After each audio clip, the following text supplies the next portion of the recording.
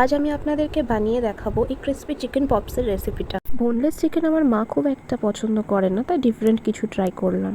200 থেকে 250 গ্রাম মতো চিকেন নিয়ে মিক্সার গ্রাইন্ডারে এরম ভালো মতো পেস্ট করে নিতে হবে। পেস্ট করার পর এর মধ্যে আগে থেকে বেটে রাখা আদা, পেঁয়াজ, রসুনের পেস্ট আমি 1 থেকে 1.5 চামচের কাছাকাছি দিয়ে দিলাম। এরপর এর মধ্যে জিরে গুঁড়ো, ধনে গুঁড়ো, কাশ্মীরি লঙ্কার গুঁড়ো, চিলি ফ্লেক্স, স্বাদ মতো নুন এবং গোলমরিচের গুঁড়ো আর গরম মশলার গুঁড়ো দিয়ে দিলাম। তারপর 1 মুঠো মতো ব্রেড ক্রাম্ব অ্যাড করে 1 চামচ বাটার দিলাম। এবার ভালো মতো এটাকে মাখিয়ে নেব। হাত দিয়ে যদি আপনি এটা করতে পারেন বেশি বেটার হবে। এরপর কিছু কুচিয়ে রাখা পেঁয়াজ আমি এর মধ্যে দিয়ে দিলাম। আপনি চাইলে এর মধ্যে লঙ্কা আর রসুনও অ্যাড করতে পারেন। তারপর 2টো ডিমকে আমি ভালো করে ফেটিয়ে নেব।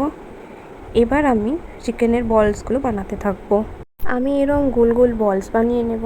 তারপর মিডিলে পুর দেওয়ার মতো কিছুটা সামান্য বাটার এর মধ্যে দিয়ে দেব। তারপর মুখটা ভালো করে বুজে গোল করে বলস বানিয়ে নেব।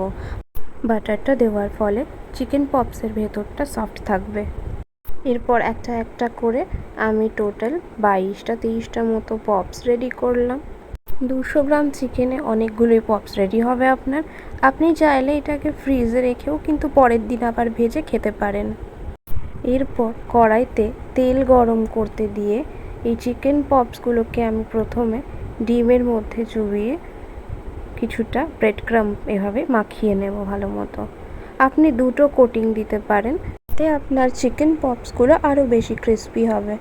আমি এভাবে আবার 2টো কোটিং দিয়ে নিলাম। তারপর কয়েকটা চিকেন পপস রেডি করে আমি এক এক করে এবার তেলে ছাড়লাম। গ্যাসের ফ্লেম মিডিয়াম রেখে বেশ কিছুক্ষণ যদি আপনি এটা ভাজতে পারেন তাহলে ভেতরটাও ভালোভাবে ভাজা হয়ে যাবে। এরপর যখন কালারটা এরকম গোল্ডেন হবে আমি এগুলোকে তুলে নেব আর একটা পাত্রে। এবার এই গরম গরম চিকেন পপসগুলোকে আপনি সসের সাথে, মেয়োনিজের সাথে পরিবেশন করতে পারেন। এগুলো খেতে কিন্তু খুবই টেস্টি এবং ক্রিস্পি।